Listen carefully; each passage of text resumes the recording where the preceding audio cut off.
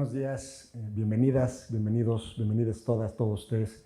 Estamos encantados de poder dar inicio a esta mesa que se enmarca en el segundo encuentro internacional de cátedras extraordinarias que se da dentro del Festival Cultura UNAM. Y el día de hoy, esta es la tercera mesa en la cual estaremos reflexionando sobre el problema, el fenómeno migratorio, donde estaremos tocando un tema específico que es, titulamos esta mesa, Infancias desplazadas, cómo refugiar el futuro.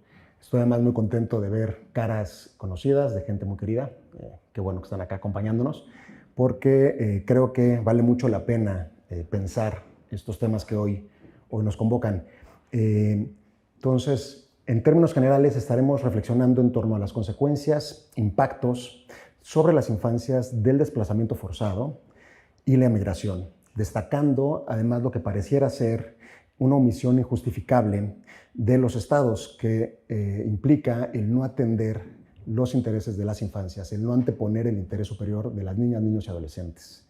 Y para ello, hoy nos acompañan tres personalidades de primerísima calidad. Comenzaría a presentarlos. Amy Reed Sandoval, quien es profesora asistente en la Universidad de Nevada, Las Vegas. Durante este año académico es también becaria Fulbright en México, colaborando con la Escuela Normal Sierra Hidalguense en el desarrollo de un programa de filosofía infantil. Es autora del libro Socially Undocumented Identity and Immigration Justice, publicado por Oxford University Press, y de otros tantos libros que hablan sobre ética, migración, y ahora mismo está ella trabajando un libro sobre feminismos y fronteras. Amy Reed además se integrará pronto a nuestra universidad, al Instituto de Investigaciones Filosóficas. Amy, bienvenida, muchas gracias por estar aquí con nosotros. También nos acompaña el doctor Edgar Corzo, investigador del Instituto de Investigaciones Jurídicas y profesor de la Facultad de Derecho. Es miembro del Sistema Nacional de Investigadores, doctor en Derecho Constitucional por la Universidad Autónoma de Madrid, maestro en Derecho Público comparado en la Universidad de París I Pantheon Sorbonne. Ha tenido estancias de investigación en institutos del calibre como el Max Planck en Heidelberg. Y bueno, tiene múltiples publicaciones y actualmente es presidente de los Comités de Derechos Humanos de la ONU, un cargo honorario que además toca porque es presidente del Comité de Derechos Humanos de los Trabajadores Migrantes y sus familiares, ¿no? El primer mexicano en tener este cargo es Edgar. Muchas gracias por acompañarnos. Y también está el doctor Tonatiuh Guillén, otra personalidad de nuestra universidad, investigador del Instituto de Investigadores Jurídicas, profesor también de la Facultad de Derecho, integrante también del SNI. Y Tonatiuh es doctor en Ciencias Sociales con especialidad en Sociología por el Colmex, el Colegio de México. Fue presidente del Colegio de la Frontera Norte, que es la principal institución en nuestro país para el estudio de las migraciones y la frontera. Y es presidente, o fue presidente también del Consejo Consultivo de Centros Públicos de Investigación del CONACYT y fue titular del Instituto Nacional de Migración, además de tener igualmente múltiples publicaciones. Tonatiuh, muchas gracias por acompañarnos. Y bueno, tan solo como preámbulo para que ustedes puedan conocer un poco cuál es el marco en el cual estaremos situados, quisiera comentarles que ayer tuvimos dos mesas, también con personalidades expertas, donde hablamos sobre violencias en las rutas de migración y sobre las causas del desplazamiento forzado. Y nos vimos beneficiados con la perspectiva de personalidades como Marcela Villalobos Andrade, que es presidenta de Amnistía Internacional México, por Lucía Chávez, que es directora ejecutiva de la Comisión Mexicana de Defensa y Promoción de los Derechos Humanos, y por Michael Chamberlain, supongo personalidades que ustedes conocen. Y lo que ocurrió en esas conversaciones fue quizá algo muy enriquecedor, pero también crudo, ¿no? Porque se enfatizó en que el fenómeno de la migración ha devenido ya en el rostro más ominoso de una crisis estructural que visibiliza el fracaso civilizatorio moderno, quizá. Un fracaso donde además estamos ante el vaciamiento del ideal ilustrado del Estado moderno y de la democracia representativa, pues pareciese que ya ni siquiera hay respeto a lo más básico que es la propiedad privada de las personas, ¿no? La vida, la libertad, los bienes adquiridos y sobre todo una situación que se ensaña en las personas migrantes.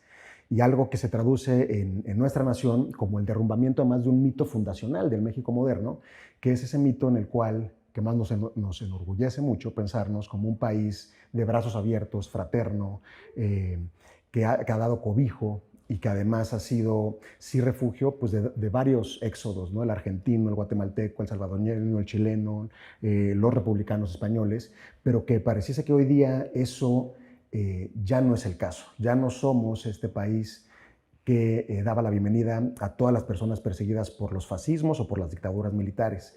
Y eso fue uno de los temas que se tocó, sobre todo porque este derrumbamiento también muestra en sus ruinas una hipocresía monumental, ¿no? Ahora en México pareciese que se criminaliza, se persigue, se detiene, se expulsa y se tortura, maltrata y se viola sistemáticamente los derechos humanos de las personas migrantes, ¿no? Y además pareciera que esto es una directriz, una política pública, una directriz que viene desde lo más alto del Estado, pero que además pues se implementa por personas, ¿no? Entonces esto nos llevó a pensar un poco en la banalidad del mal, ¿no? Que son decisiones que se toman constantemente, personas servidoras públicas que deciden conscientemente no ayudar a sus semejantes.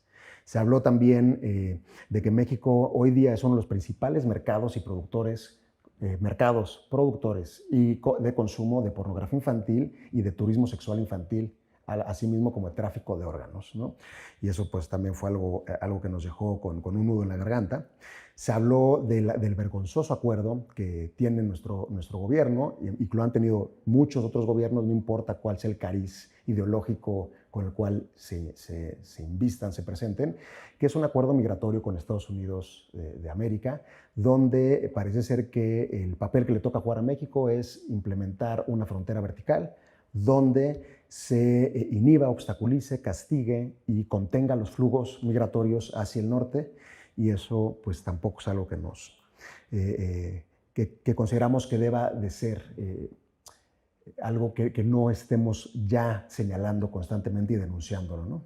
Y bueno, tuvimos que aceptar en ese sentido que los derechos humanos siguen siendo una entelequia, son un ideal, que quisiésemos que fuesen universales, que por medio de la jurisprudencia, en casos concretos, realmente se aplicaran. Pero bueno, sí, eso también nos dio una esperanza de que bueno, hay muchas personas como las aquí presentes que estamos intentando trabajar para que ello ocurra. Y por último, se mencionó la paradoja de que vivimos en tiempos en los que a nivel global hay una tendencia al surgimiento o resurgimiento de estados y gobiernos autoritarios, pero donde además parece que la ley la imponen las pandillas y las organizaciones criminales, ¿no? Y eso se traduce en el fenómeno migratorio en el hecho de que ahora la extorsión de las personas migrantes es un gran negocio. Y este negocio se ve beneficiado por la ilegalidad, ¿no? Entonces, bueno, se habló de esto y muchas otras cosas, pero apenas se rozó lo que todo esto implica si pensamos en el futuro, si pensamos en ese otro mundo posible que quisiéramos construir y que evidentemente implica a las infancias y las juventudes. Y entonces para eso es el tema que hoy nos convoca, es el tema que hoy estaremos platicando. Entonces me permitiré dar la palabra primero a Amy, nos dará una pequeña presentación, luego lo hará el doctor Corso, luego el doctor Guillén, y estaremos conversando. Y por favor vayan poniendo atención a aquellas estudiantes y estudiantes que quieran luego hacer alguna buena pregunta para enriquecer este diálogo. Entonces, Amy, por favor. Muchas gracias. Así tengo una presentación, así unas imágenes para empezar. Sí, mi nombre es Amy Reed Sandoval, soy doctora en filosofía. En general estoy en la Universidad de Nevada en Las Vegas. Como mencionado anteriormente, este año académico sí estoy en México, específicamente en Tianguistengo, Hidalgo, donde estoy colaborando con una escuela normal en el desarrollo de un programa de filosofía infantil. Aparte de este trabajo, sí me enfoco mucho en lo que es la ética de la migración, y lo que les voy a presentar ahora es un ensayo, bueno, una parte de un ensayo completamente nuevo, así que si hay errores, si tienen objeciones, por supuesto, pueden estar abiertos a compartir sus perspectivas, porque sí es una obra en progreso, pero muchísimas gracias por la invitación. Es un tema tan importante y es fundamental que empecemos a tener diálogos sobre las infancias y la migración. Bueno, si quieren cambiar al próximo slide, por favor. Para comenzar, hay una parte descriptiva de mi presentación y hay una parte normativa. Por consideraciones de tiempo me voy a enfocar un poco más en el lado descriptivo, aunque soy filósofa y mi casa es más el lado normativo, pero voy a hablar un poquitito del lado así ético, normativo de esa presentación, pues si acaso quieren filosofar un poco conmigo y pensar éticamente en lo que son las fronteras y la migración. Pero para comenzar, porque realmente en la filosofía en particular, en la ética, no se ha hablado tanto de las infancias, con respecto al tema de la migración. Apenas, en los Estados Unidos sí han empezado a hablar un poco al respecto con el tema de las separaciones de familias en la frontera de Estados Unidos y México bajo la administración de Trump, pero realmente esas obras son recientes y sí hace falta tener un diálogo ético robusto. Pero aquí he mencionado, tengo una lista de varias maneras en que las fronteras realmente perjudican a los niños y a las niñas. Y ahorita voy a hablar un poco más de por qué me estoy enfocando en las fronteras en particular. Pero como es nuevo, voy a leer mi propio texto. Primero, y lo voy a explicar en un momento con más detalle, su vigilancia perjudica especialmente a niños y niñas con base en sus infancias y a otros aspectos de sus identidades sociales. Eso es un tema importante, ahora lo voy a explicar con más detalle. Número 2, los discursos a su alrededor frecuentemente denigran y estigmatizan a los niños y a las niñas. Número 3, las fronteras están implicadas en la explotación infantil, ya lo hemos hablado un poquito, ahora voy a compartir más detalles. Número 4, las fronteras obligan a muchos niños y a muchas niñas a volverse adultos, que es un tema importante en lo que es la filosofía de la infancia, la ética de la infancia, son obligados a volverse adultos. Y también las fronteras están implicadas en lo que se llama la adultificación. Yo traduje esta palabra del inglés, es un tema que ya se está manejando, tal vez hay una mejor traducción, me pueden decir. Número 5, el acto de cruzar fronteras estigmatiza a algunos niños y algunas niñas, lo cuales se vuelven criminales en los ojos de la sociedad, específicamente por haber cruzado fronteras. Y finalmente, las fronteras están implicadas en la eliminación simbólica y material de comunidades indígenas y por lo tanto niegan una educación democrática a niños y niñas no indígenas. Así que hay dos lados de ese abuso. Así que me voy a enfocar principalmente en esas observaciones y luego voy a hablar nada más un momento sobre el análisis normativo que vienen después, pero por supuesto que me pueden preguntar después. Así que si quieren cambiar el próximo slide, por favor. Ok, y si quieren nada más llenarlo de texto.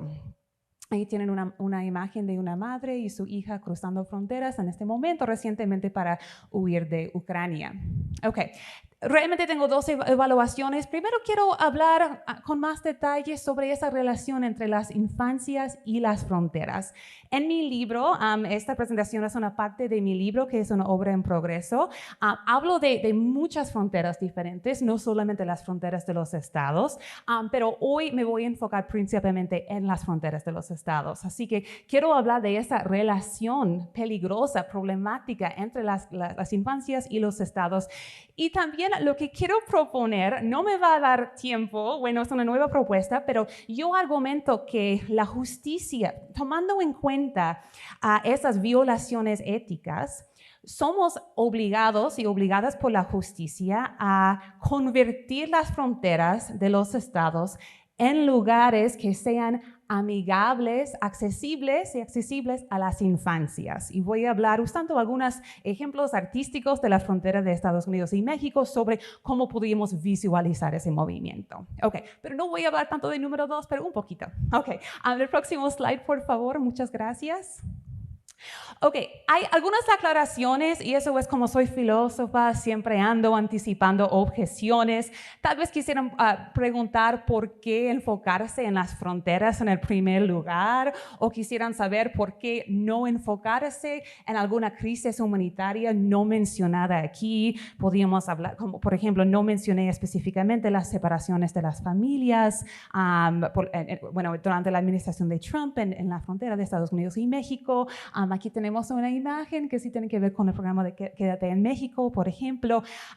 Me estoy enfocando, como mi propuesta es cambiar cómo están estructuradas las fronteras, me quiero enfocar específicamente en problemas migratorios que realmente se pueden no arreglar completamente, pero disminuir a través de cambiar las fronteras. Y hay algunos programas que tienen que ver con la ética de la migración más amplia que seguirían pasando incluso si cambiáramos las fronteras como estoy proponiendo. Nada más para aclarar eso.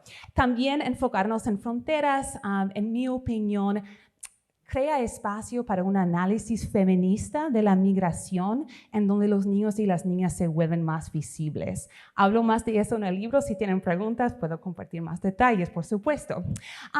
Finalmente, tal vez quisieran saber, pues, ¿por qué proponer ese cambio en las fronteras y no una propuesta de fronteras abiertas? También he pasado mucho tiempo filosófico debatiendo esa pregunta y si quieren hablar sobre esto también pueden preguntar después. Pero nada más para señalar y ya voy al próximo slide. Ok, el primer punto, ya para tener muy claro esa relación problemática entre las fronteras y las infancias, el primer punto es que su vigilancia, la vigilancia de las fronteras, perjudica especialmente a niños y niñas con base en sus infancias y otros aspectos de sus identidades sociales. Ok, para hablar de manera un poco más detallada de ese problema, no sé si aquí algunos conocen ese libro tan famoso de Gloria Anzaldúa, la filósofa chicana, Borderlands, la frontera. Realmente no se suele hablar de Anzaldúa como una filósofa de la infancia, pero yo creo que sí la podemos leer así. Hay una escena muy memorable en ese libro. Está de muchas maneras narrando su propia infancia viviendo en Texas, muy cerca de la frontera de Estados Unidos y México, en una comunidad chicana, una comunidad de clase obrera, una comunidad mexicoamericana con mucha historia en los Estados Unidos, en donde muchos miembros de su comunidad sí tenían permiso legal de vivir en los Estados Unidos. Hay una historia en ese libro. Ella cuenta la historia de su amigo, un niño que se llama Pedro. Y Pedro estaba trabajando en el campo. Pedro era un niño mexicoamericano, tenía permiso legal de estar en los Estados Unidos, pero vino la migra, agarraron a Pedro, se lo llevaron. Y hay una escena como muy fuerte, muy memorable en ese libro, en donde Pedro está siendo llevado por la migra y intenta subir el puño, ¿no? En ese acto de resistencia, ¿no? Porque quiere mostrar a sus amigos que están viendo todo eso, que sí se opone a eso. Pero en las palabras de Anzaldúa, realmente Pedro no puede levantar su brazo, es imposible. Hay como alguna presión social que se vuelve física, que está actuando en el cuerpo de Pedro, y es una escena muy triste en ese libro, en las palabras de Anzaldúa. Pedro fue deportado a México, nunca había estado en México en su vida, no era ciudadano mexicano, su familia, bueno, eran ciudadanos de los Estados Unidos, y eso es lo que le pasó. Eso obviamente es preocupante cuando hablamos de las comunidades migrantes en general, hablando de adultos, hablando de niños. Pero cuando pensamos en las infancias y cuando pensamos en lo que es el desarrollo de un niño, de una niña, y aquí tengo una cita, no la voy a leer, pero la literatura, la evidencia empírica nos muestra que los niños de esa edad realmente están formando sus conceptos de quiénes son ellos, de cómo es su lugar en la sociedad, ¿no? Así que cuando están recibiendo esa discriminación a través de las fronteras, siendo muy jóvenes, eso puede tener un impacto muy fuerte en su desarrollo. Así que se vuelve un problema ético particularmente serio. Okay, esto es el primer punto y así pueden ir al próximo slide. Ok, ese slide creo que es bastante obvio, así que voy a hablar de eso un poco más rápidamente. Pero el segundo punto es que los discursos alrededor de las fronteras frecuentemente denigran y estigmatizan a los niños y a las niñas de manera directa. En eso quiero decir que hay estereotipos, hay palabras problemáticas, ofensivas, denigrantes, que tienen que ver con las fronteras, que se usa específicamente para hablar de los niños y de las niñas. Hay muchos ejemplos de eso en todo el mundo. Un ejemplo importante es el término anchor baby, que se usa en los Estados Unidos muchas veces para hablar de niños y niñas de América Latina, cuyos mamás y papás tal vez no tienen permiso legal de estar en los Estados Unidos, pero tienen su hijo ahí, y ya la idea, que realmente no ha sido apoyada empíricamente, ¿no?, es que están usando a sus hijos para eventualmente recibir permiso legal de quedarse en los Estados Unidos. Así que este término anchor baby muchas veces es utilizado también haciendo referencia a lo que es la frontera de los Estados Unidos. Así que estoy aquí hablando de las fronteras materiales, pero también de las fronteras discursivas, las fronteras metafóricas, que también hacen un daño especial a muchos niños y a muchas niñas. Así que si ya quieren ir al próximo slide para llegar al tercer punto. Número 3, las fronteras están implicadas en la explotación infantil. Ya hablamos un poco sobre ese tema. Ya pensando en otras fronteras, hay una película muy importante, se llama The Junction. Es una película sobre niños y niñas palestinos que entran a Israel o los territorios ocupados, ¿cómo se dice en español? The Occupied Palestine. Okay. Y en ese caso, es un caso interesante, son niños que pueden entrar, que pueden cruzar esas fronteras polémicas, específicamente porque se ven como niños. Específicamente, si empiezan a verse más como adultos, no pueden pasar porque ya de repente son percibidos como una amenaza a la seguridad. Así que muchas veces esos niños, específicamente por ser niños, sí pueden entrar, sí pueden cruzar esas fronteras polémicas y trabajan, hacen varias cosas, lavan carros, venden productos, etc. Es un proceso de explotación infantil porque están en esa posición específicamente porque son niños. Hay otro lado de eso del cual voy a hablar en un momento, pero eso es un ejemplo de explotación infantil. Obviamente es un problema global, mucho más grande.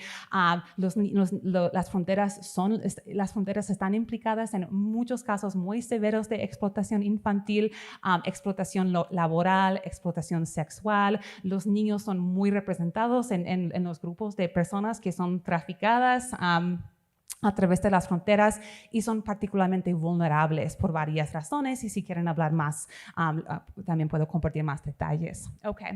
Si quieren ir al cuarto slide, voy a compartir un par de slides más y luego así termino. Y eso también tiene que ver con el punto anterior.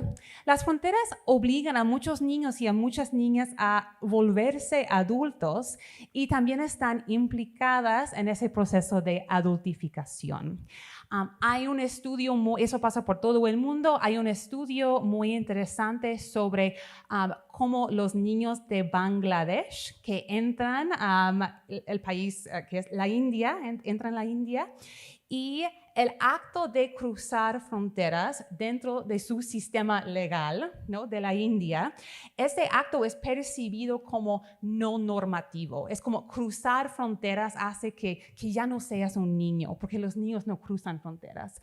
Y eso les hace particularmente vulnerables en el sistema penal de la India. Así que hay mucha representación de niños de Bangladesh en las cárceles, etcétera, y hay una relación directa entre esos procesos y el acto de cruzar fronteras, porque una vez más, en muchos lugares, la idea es que los niños no deben de cruzar fronteras. También, regresando al caso de Israel y Palestina, han habido muchos esfuerzos en la prensa de Israel de representar a esos niños de Palestina, en ese caso se llaman Children of the Junction, representarlos como adultos, ¿no? Porque si son adultos, pierden esa inocencia. Así que vemos esa relación entre fronteras y el acto de perder la infancia, que es éticamente algo muy problemático. También en los Estados Unidos, pasa ese proceso de adultificación. Leila Glass define adultificación como el fenómeno que hace que los niños y las niñas de color en los Estados Unidos sean percibidos más como adultos y por lo tanto menos inocentes que sus pares, que son percibidos como blancos, ¿no? Así que ese proceso también está pasando para niños que cruzan la frontera de Estados Unidos y México. Ya voy a ir al próximo slide, al próximo punto. Finalmente, las fronteras están implicadas en la eliminación simbólica y material de comunidades indígenas y, por lo tanto, niegan una educación democrática a niños y niñas no indígenas. Primero, quiero dejar claro, la violencia mayor en esos casos va en contra de las comunidades indígenas y a las infancias indígenas que ven que sus territorios tradicionales han sido divididos por fronteras, así de los estados, pasa mucho en las Américas y en todo el mundo, ¿no? Así que quiero dejar eso claro. Pero también quiero señalar, para realmente ampliar esa conversación, que los niños y las niñas no indígenas están perdiendo una educación democrática gracias a esos procesos que también son procesos discursivos. Por ejemplo, yo creciendo en los Estados Unidos jamás aprendí que las fronteras de Canadá y Estados Unidos y la frontera de Estados Unidos y México realmente dividen territorios indígenas, ¿no? Porque las fronteras y sus representaciones discursivas realmente borran eso en los ojos de la sociedad. Y si pensamos que las escuelas también tienen que ser lugares en donde los niños y las niñas aprenden a ser seres democráticos, no vemos que las fronteras también son problemáticas en esa esfera. Y ahí comparto, no lo voy a leer, pero una cita muy importante de una filósofa nativoamericana de la educación, que realmente está hablando de cómo en las escuelas borramos las comunidades indígenas de tantas maneras y glorificar las fronteras del Estado-nación e ignorar las fronteras indígenas es una forma de participar en esos actos éticamente problemáticos. Ok, así que ahora, espero haberles convencido de que hay una relación muy importante entre las fronteras y las infancias y que es una relación éticamente muy problemática y tenemos que hacer mucho trabajo filosófico, pero también en términos de políticas públicas, etcétera, para realmente hacer que las personas se vuelvan más conscientes de eso. En la segunda parte de ese capítulo, que es una obra en progreso, hablo de cómo yo creo que deberíamos cambiar las fronteras para que sean lugares amigables para las infancias, accesibles para las infancias. No voy a compartir esos detalles ahora, pero nada más quería ir, por favor, a los últimos 2 slides. Aquí hay una parte en donde hablo un poco de cómo eso se podría ver, pero quiero ir así nada más hasta el final. Y mientras llegamos hasta allá, ya estamos. Así que tal vez ya conocen esos ejemplos artísticos, porque sé que también el arte es muy importante para esta conversación que estamos teniendo. Tal vez algunos han visto el teeter-totter wall, que algunos sí lo vieron en la frontera de Estados Unidos y México. Pues un colectivo, Rael San Fratello, puso sube y bajas en ese muro, ¿no? Y de hecho, familias, niños y niñas fueron a la frontera a convivir y a jugar, que queda casi chistoso, ¿no? Pensar que una frontera podría ser un lugar en donde los niños se pudieran sentir seguros, en donde podrían ir a jugar, a convivir, a desarrollar sus habilidades, etc. Pero quiero que vayamos en esa dirección. Y ahí tengo otro ejemplo para terminar la presentación. Tal vez vieron Kikito, que también fue muy, muy famoso, una exhibición del artista francés J.R. Esto de hecho es un niño mexicano que vive en lo que es esa zona, el lado mexicano cerca de la frontera, y pusieron una imagen gigantesca de ese niño chiquito y de manera muy juguetona está viendo hacia el lado de los Estados Unidos. Y eso obviamente da una representación muy diferente de esa frontera, pero también ese artista, como parte de esa exhibición, puso una mesa de picnic gigante, a través del muro y miembros de la familia de ese niño y también de las comunidades de los 2 lados de la frontera fueron a tener una cena y hablaron de las políticas de las fronteras, pero también de sus vidas precisamente en las fronteras. Para terminar, ya sé que tal vez queda extraño pensar que podríamos cambiar las fronteras de esa manera. Yo en mi libro, en mi ensayo, uso feminismos decoloniales para hablar de por qué realmente nos cuesta trabajo imaginar las fronteras de esa manera. Pero creo que podría ser una opción muy importante para empezar a realizar los cambios que son muy urgentes, dada esa relación tan intensa y tan problemática entre las infancias y muchas fronteras. Muchísimas gracias.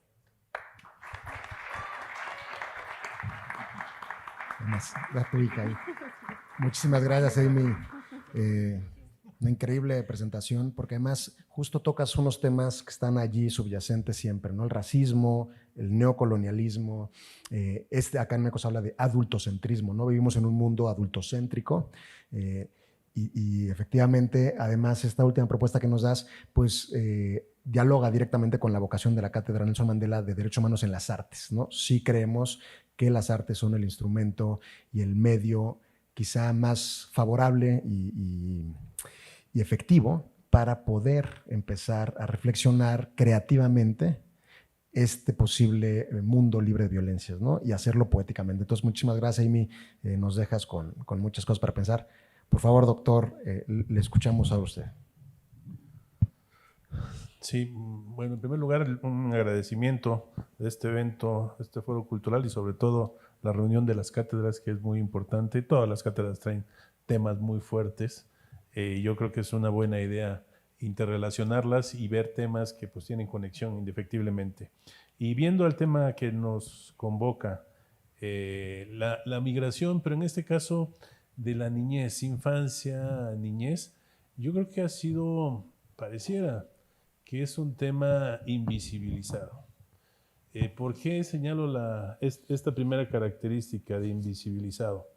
Si en el mundo actualmente hay cerca de 260, 270 millones de personas que están en movimiento y de ellos ya estamos hablando como de 50 millones que son niños, niñas y adolescentes, ¿por qué entonces está invisibilizado esto? Sería la primera de las preguntas que tendríamos que hacernos.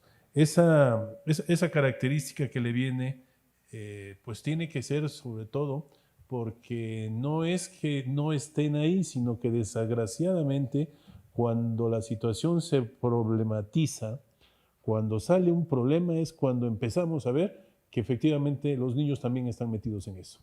Si vemos a un niño a la orilla de una playa, el pobre ahogado, la imagen ustedes recordarán tan fuerte que nos pegó, pues inmediatamente uno llama la atención, hay niños. Si ve uno algunas fotos de algún cruce de frontera, como señalaba Amy, en donde la mamá jala al niño corriendo para que los policías o los agentes de migración no lo agarren, también decimos, mira, ahí hay un niño. Entonces, desafortunadamente, cuando se problematiza es cuando empezamos a verlo más y, sin embargo, está ahí presente. Una quinta parte de las personas que están en migración son niños, niñas y adolescentes. Entonces, yo creo que no hay que actuar reactivamente cuando surge un problema. Tenemos que actuar sistemáticamente considerando que los niños están ahí y es una gran preocupación. En Naciones Unidas se dice mucho un eslogan con ocasión de los Objetivos de Desarrollo Sostenible, la Agenda 2030 que tanto nos preocupa a nosotros, no dejar a nadie atrás, que nadie se quede rezagado.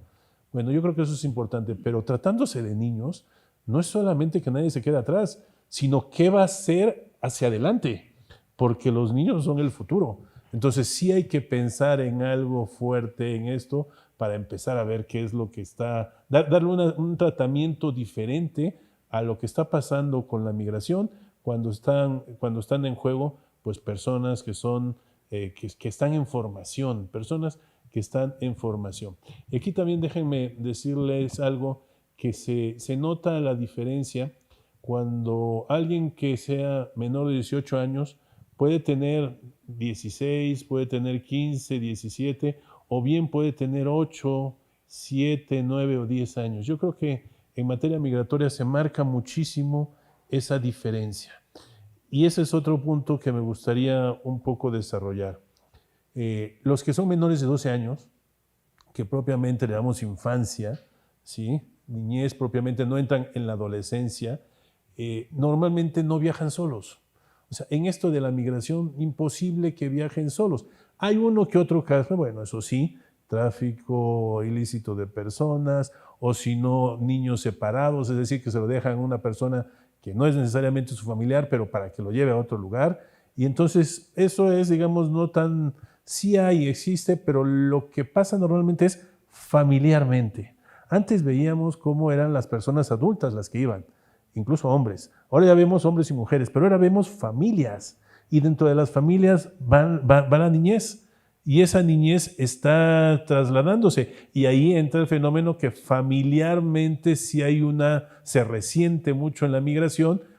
Tomo el caso de Emi La Frontera, cuando se separa. Estados Unidos toma esa decisión porque si entrar a Estados Unidos es una falta o un ilícito, pues bueno, vamos a hacer la persecución del ilícito con los padres y ahí no pueden ir los niños y por lo tanto los separan. Craso error, por supuesto, y un error todavía mayor si no toma los datos suficientes para reunificarlos, que es uno de los grandes temas. Sí, la separación debe de evitarse, pero al mismo tiempo, cuando se llega a suceder, pues tienes que provocar la reunificación familiar. Entonces, un caso es de estas personas que son niños, por supuesto, niñas, que están menores de 12 años, ¿sí? Recuerdo un caso, y esto lo pone todavía más en evidente cuando se acentúa mucho la problemática en estos casos excepcionales que les decía, en donde unos padres, me acuerdo del caso porque era la niña de Ecuador, unos padres de Ecuador se fueron a Estados Unidos y le pidieron a una persona que llevara a su hija de Ecuador hacia Estados Unidos, donde se encontraban ellos. La niña hizo todo el trayecto, pero antes de llegar a la frontera de Estados Unidos, por X o Y razón, paran un automóvil donde iba la niña, y iba con una persona adulta, no era su familiar, ¿sí? Paran y le preguntan a la niña que qué es esa persona de ella. Dice, pues yo no lo conozco. Entonces, inmediatamente empiezan las autoridades, empiezan a hacer la investigación correspondiente con la persona adulta y la niña la mandan a un albergue. Y en ese albergue, la niña pues obtiene no un tratamiento debido, porque ni siquiera un albergue del gobierno, era un albergue privado por concesión correspondiente, y a la niña pues la estuvieron entrevistando muchas veces, tenía 12 años, muchas veces, no sabía lo que pasaba, estaba detenida ahí, incluso las autoridades que investigaban la fueron a entrevistar en la noche, o sea, autorizaron para despertarla y que la entrevistaran en la noche, entonces la niña estaba completamente fuera de control, a grado tal que al día siguiente lo que se descubrió fue que la pobre niña se quitó la vida ante el daño psicológico y la inconsistencia que tenía y no encontraba la puerta de salida. Entonces, imagínense nada más una persona de esa edad que la metan en esto que es la migración, pues yo creo que es un riesgo muy, muy fuerte y hay unos daños también muy, muy fuertes que pueden llegar incluso hasta la pérdida de la vida, que es la peor de las consecuencias. Entonces, también pensar bueno, esto es de 12, pero si nos vamos por el otro lado, de los de 14, 15, 16, es una dinámica muy diferente, porque ya son jóvenes, bueno, son adolescentes que empiezan a ver un poco la aventura, provocados obviamente, ahorita hablamos de las causas, provocados, pero lo ven más como una aventura, y en esa aventura están expuestos a 1000 cosas. Están expuestos, por supuesto, a delincuencia organizada. Están expuestos también a ser víctimas de trata de personas. Alguien que les empiece a engañar y finalmente los explote laboral o sexualmente. Ahí está el riesgo en estos adolescentes, porque en esa aventura que es para ellos, pues los riesgos están a la vuelta de la esquina. Y también hay tráfico ilícito de personas y de ahí pues ya también podemos hablar de la desaparición en estos casos de los niños y adolescentes, o sea que están ingresando a los riesgos que encontramos en esa parte en donde ellos lo ven un poco como aventura, ¿sí? Entonces son dos situaciones que yo creo que se pueden más o menos hacer una diferencia entre ambas, pero que son muy preocupantes. Las causas, porque esto también nos decía Bruno de aquí, que tomáramos en cuenta un poco las causas. Hay una parte, yo creo que la gran mayoría es, ¿a poco los niños decidieron irse a otro país? ¿A poco en libertad de ejercicio mental dicen, ya no me gustó estar aquí y me quiero ir a otro lugar? No, en muchos de los casos yo creo que son niños que van como consecuencia familiarmente o de un impulso que incluso puede ser familiar para que busquen una mejor vida. Y ese impulso familiar, pues lo sabemos las causas. O sea, hay conflictos internos en el país, incluso conflictos armados. Hay pobreza, mucha pobreza, y pues no hay ni para pagar la educación. Incluso hay cambio climático que provoca que ya no se pueda trabajar en la reunión. Hay violencia de diferentes maneras que están provocando de que si ya mataron a tu primo, a tu sobrino o a tu hermano, a tu tío, pues lo que haces es irte, o sea, sales corriendo de ahí.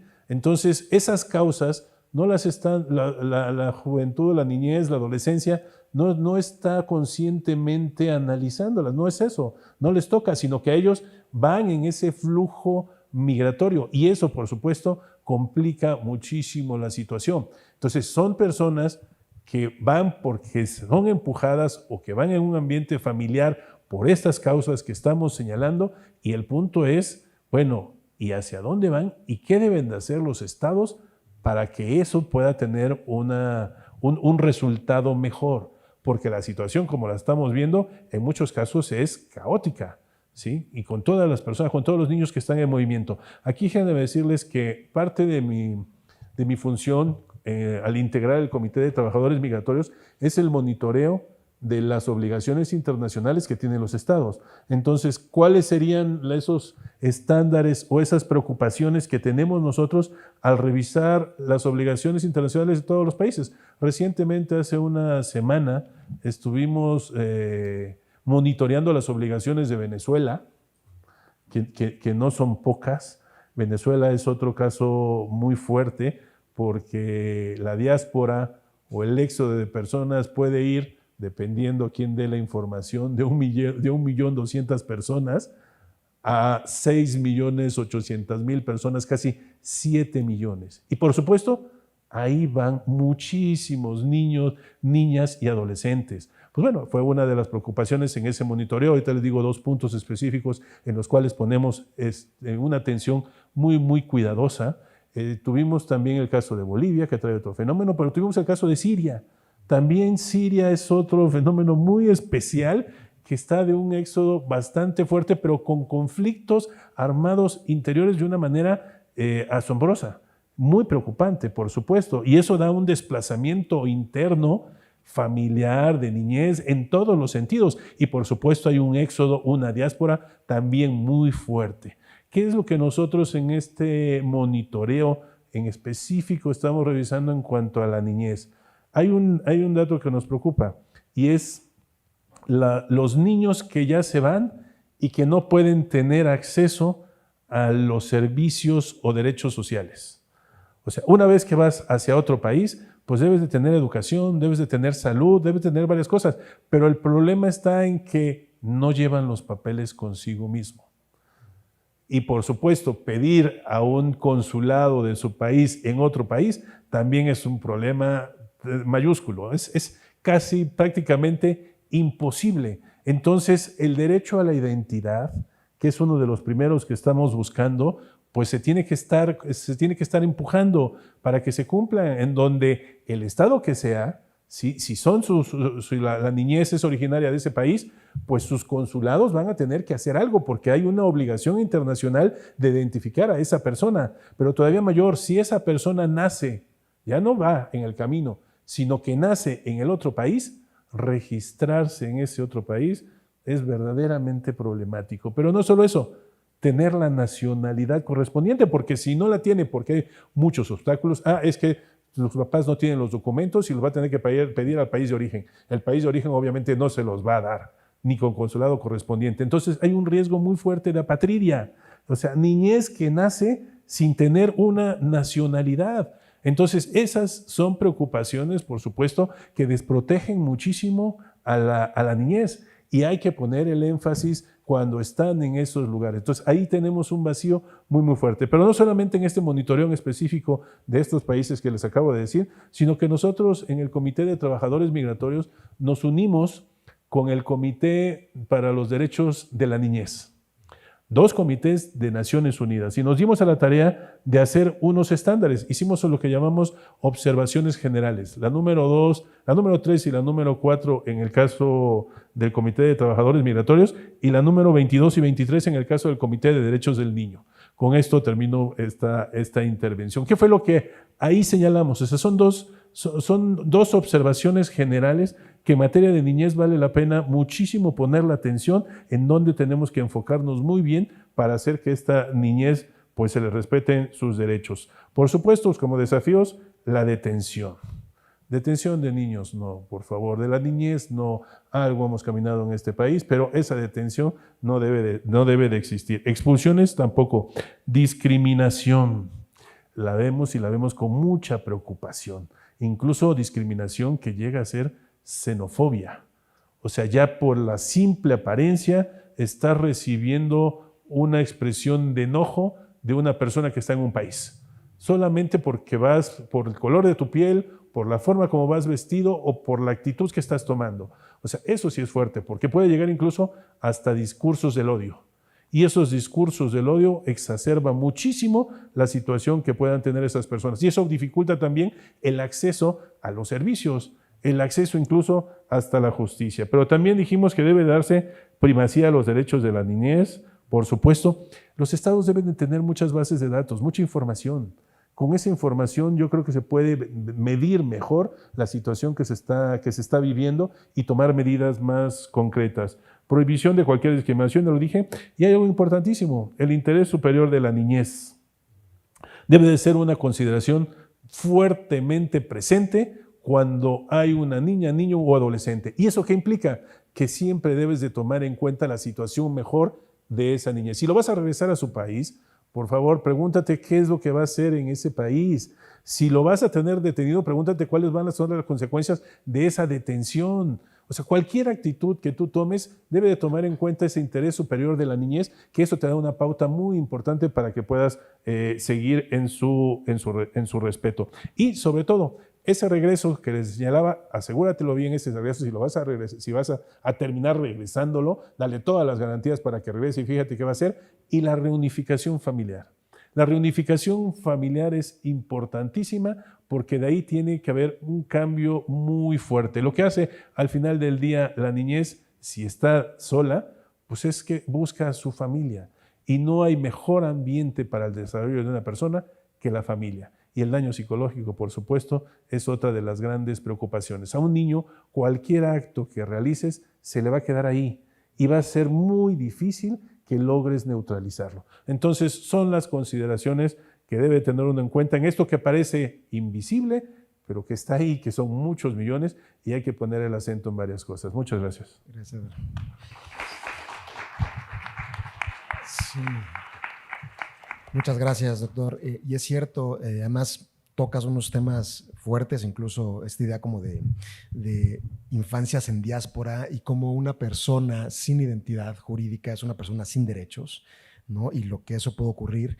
Estamos ya rozando el problema de la separación familiar, que es una política de tolerancia cero en Estados Unidos, que incluso Alejandro Mayorkas, ¿no? el secretario de Seguridad Nacional de Estados Unidos, acaba de declarar recientemente que está preocupado de que esta política de tolerancia cero, que Trump supuestamente canceló, pero que en los hechos siguió operando, que Biden intentó cancelar, pero los senadores republicanos le hicieron recular, y Trump está con posibilidades de regresar a la Casa Blanca. Entonces, esta política de tolerancia cero, de separación de familias, donde hay niñas y niños de 1 año hasta 12, ¿no?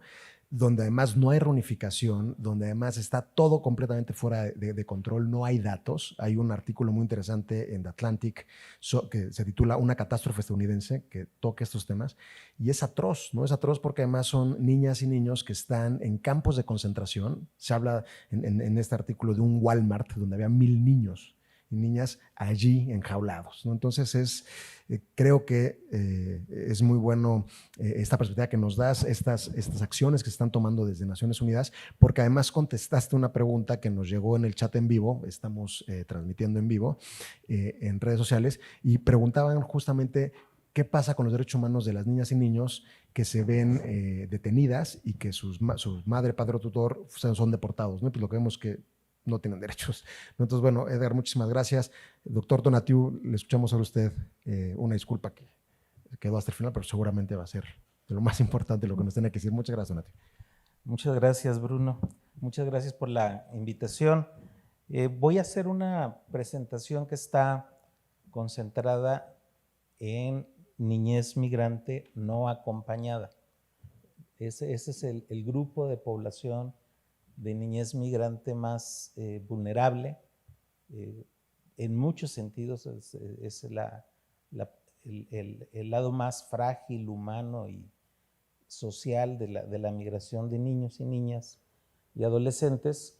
Y sobre ese principio de que es el grupo de población pues, en condiciones más críticas que concentro la presentación, tiene también una aspiración a darnos dimensiones de qué estamos hablando de esta población en la región Centroamérica, México y Estados Unidos.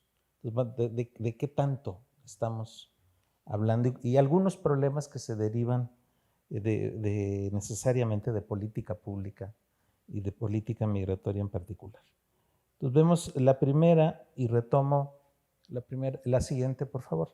Retomo pues algunos elementos que ya han sido mencionados, en especial los que comentó el doctor Corzo, pero solo para enfatizar que la población infantil en movimiento, el simple proceso de desplazamiento es un proceso de negación de derechos.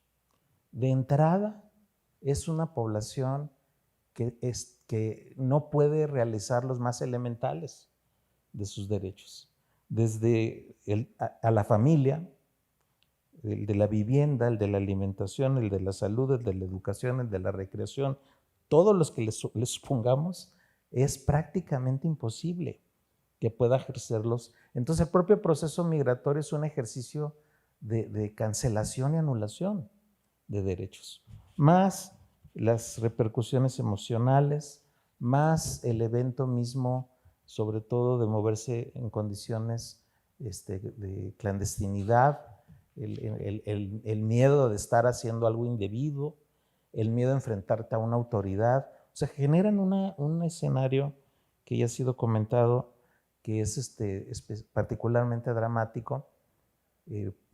Mucho de esta población efectivamente no es que se mueva sola, pero sí hay un grupo que lo hace. Otro grupo, y eso también hay que enfatizarlo, forma parte del tráfico de personas. El tráfico de personas tiene ahí un mercado grandísimo, no me meto en detalles, pero forma ese conjunto de negación de derechos, ese uso de criminales del flujo migratorio y complicidades además enormes, forma parte del drama de esa población en movimiento. ¿De qué poblaciones estamos hablando desde el punto de vista cuantitativo de primer arranque? Entonces vemos la siguiente, por favor.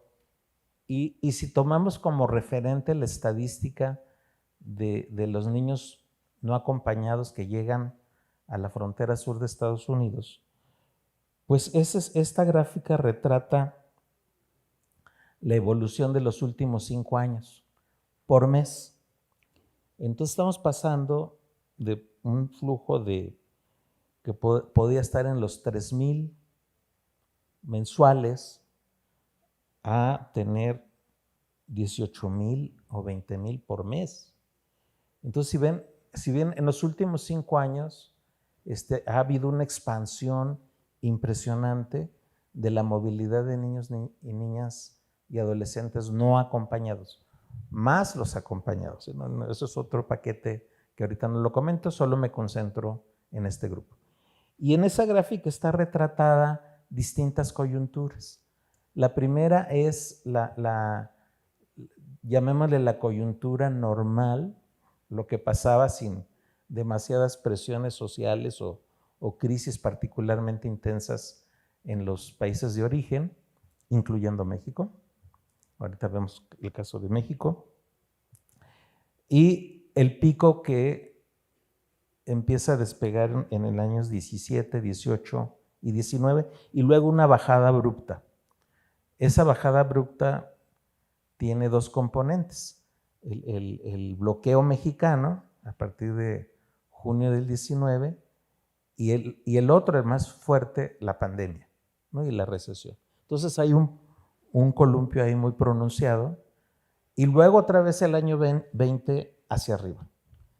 Entonces lo que en realidad el columpio ese pues fue una pausa, porque la curva de expansión sigue impresionante. Y solo anticipo que esa curva, esa expansión, no ha terminado. Estamos en un escenario de crecimiento notable, pronunciado, de la población de niños y niñas, adolescentes no acompañados. Entonces mi pronóstico es de que ahí va a seguir, por lo menos en el corto plazo.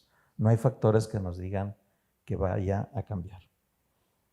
Si hacemos ahora una revisión por las principales nacionalidades, vamos a entender un poco mejor el cuadro, que es la gráfica siguiente, por favor.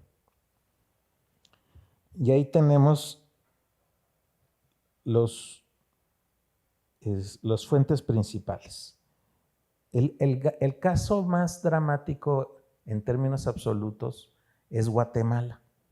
Guatemala tiene una cantidad impresionante de niños en movimiento que pueden tener arribos altísimos a la frontera sur de Estados Unidos, pues hasta más de 8,000 mensuales ha tenido Guatemala.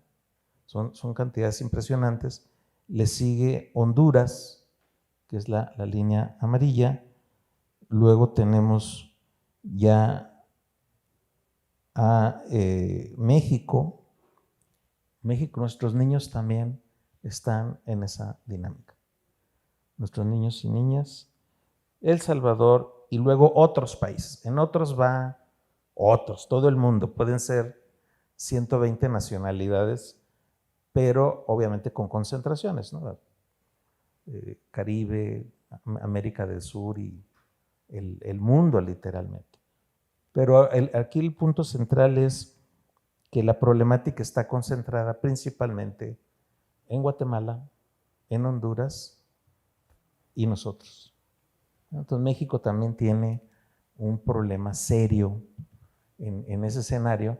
Solo, no me meto en los detalles, pero solo hay que preguntarse qué condiciones tienen el escenario de origen de estos niños para que ese movimiento en esas condiciones, con esos riesgos, con esos costos, pueda ocurrir.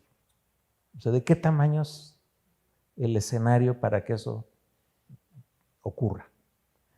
Entonces, lo dejo ahí planteado para pasar a otra visión del mismo dato, que es la siguiente gráfica, por favor, y que describe con bastante crudeza el escenario también. Si tomamos por nacionalidad todo el flujo, todos los guatemaltecos, hombres, mujeres, de todas las edades, todo el flujo, y luego por nacionalidad así, y vemos qué porcentaje del flujo son niños no acompañados, pues las cifras son impresionantes. O sea, de Guatemala podemos tener más o menos hasta 30% del total de Guatemala, del total de guatemaltecos arribando a la frontera sur de Estados Unidos, el 30% pueden ser niños, niñas no acompañados. Entonces es terrible el escenario. Y algo parecido, pero en escala menor, está Honduras y El Salvador. Ahí proporcionalmente no se mueve mucho la curva, y el caso mexicano es menos sensible, pero no deja de ser grave, ¿no? Viene más abajito igual que otros países. Pero eso describe, a mi juicio, da un panorama de la intensidad, de la gravedad de este particular grupo de población en movimiento.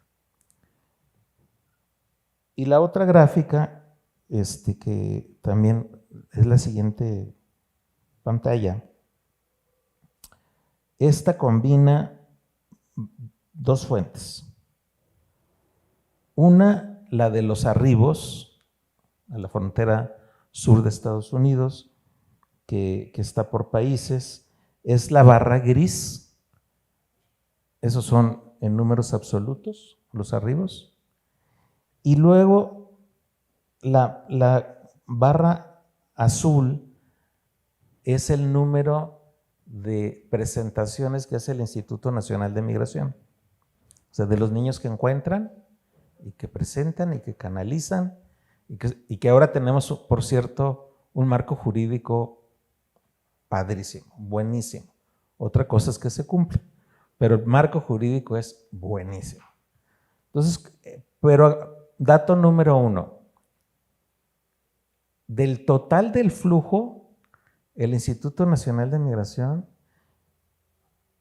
registra el 10% tal vez, o menos, 7%, 8%. Entonces, en realidad la movilidad es enorme, y pasa por Instituto Nacional de Migración, por Guardia Nacional, por policías municipales que luego se meten, policías estatales y transita. Por eso es muy importante el tráfico de personas. Las organizaciones de traficantes forman un aparato de movilidad muy importante. Y segundo dato, que también es un gran asunto, la cantidad de estos niños y niñas registrados por el Instituto Nacional de Migración que son devueltos. Entonces, entre los que se registran y los que son devueltos, hay una diferencia notable. Pregunta, ¿dónde están los otros? Hay un serio, grave problema de registro. Y yo le diría más fuerte, de respeto de las personas. Son personas. Ni siquiera el buen registro tenemos. No tenemos un sistema nacional, sobre todo ahora que se reformó la ley de migración en favor de niños y niñas y adolescentes, que nos permita dar un seguimiento claro de qué pasa con los niños. Y además debiera ser un sistema regional, donde también esté Estados Unidos y Centroamérica por lo menos. Entonces hay un problema de registro brutal en estos datos. Y termino con algunos comentarios en la última lámina, por favor. Son muchas las crisis que determinan estos procesos. No es una sola, no tienen una características homogéneas, sino pueden ser muy diversas. Por eso es que detrás de estos movimientos hay crisis de distinto tipo, de distintas características, pero generan este efecto. En los últimos años, en estos 5, pues esas crisis han confrontado, no metafóricamente, a políticas migratorias cada vez más restrictivas y excluyentes. En particular, el gobierno de Trump se trazó cerrar Estados Unidos a la migración y refugio, avanzó muchísimo, le dio un rol a México, le dio un rol a los propios países centroamericanos, y el resultado es que cambian también las políticas migratorias en México y las de Centroamérica en la misma dirección de endurecimiento y de freno y de exclusión. Entonces no es una metáfora decir que hay un choque entre el flujo y la política. Y en ese choque, como en cualquier choque, pues pasan todo tipo de tragedias. Desde muertes, las más graves, hasta todas las que se puedan imaginar. Y entonces no hemos superado todavía ese gran dique de las políticas migratorias excluyentes. Y segundo, a pesar de que México reforma en estos años también su ley de migración, mucho más protectora de niños y adolescentes, pues solamente los datos nos dan un súper hueco, ¿no? De que no estamos haciendo la labor correctamente. Y luego la parte más preocupante es que cuando se hace esa labor, por ejemplo, con nuevos albergues que se hicieron en Chiapas, especialmente para niños, pues están administrados por el Instituto de Migración, no por el DIF. O sea, son del DIF, pero están regulados por el Instituto de Migración y lamentablemente el Instituto de Migración ya está militarizado. En fin, estamos haciendo las cosas súper mal. Y esas tensiones y contradicciones son las que están ahí presentes todos los días. Finalmente, resolver la problemática de fondo no es una solución de un solo país, desde un solo país. Se necesita un acuerdo regional mayor. Se ha hablado mucho de esto, el último tiro fue en la Cumbre de las Américas, ahora en Los Ángeles, hace unas semanas, pero a mi gusto fue un desperdicio de que no se consolidó realmente un acuerdo amplio. No solamente para niñez, sino ojalá hubiera sido para todo el paquete completo de refugio, migración y desarrollo. Se avanzó algo, pero al final la conclusión es: necesitamos realmente un acuerdo regional amplio, detallado, que comparta diagnósticos, comparta políticas, comparta acciones en función de la protección de derechos. Eso nos falta. Y individualmente pues no hay manera de resolverlo. Entonces ese es un punto pendiente y por lo menos, si no vamos a llegar a ese superacuerdo, por lo menos sí necesitamos un protocolo especial para niños, niñas y adolescentes. Por ejemplo, no sabemos qué pasa con los niños que se devuelven a Guatemala, Honduras, El Salvador. No sabemos. Debemos tener toda una estrategia compartida entre los países para que el resultado no sea peor, ¿no? De por sí es dramático, entonces no puede ser peor. O un protocolo también con Estados Unidos. A veces funciona la puerta de al lado y se puede hacer cosas buenas, pero esa puerta de al lado tiene que ser un acuerdo, tiene que estar marcada en una nueva estrategia y acciones para resolver la problemática.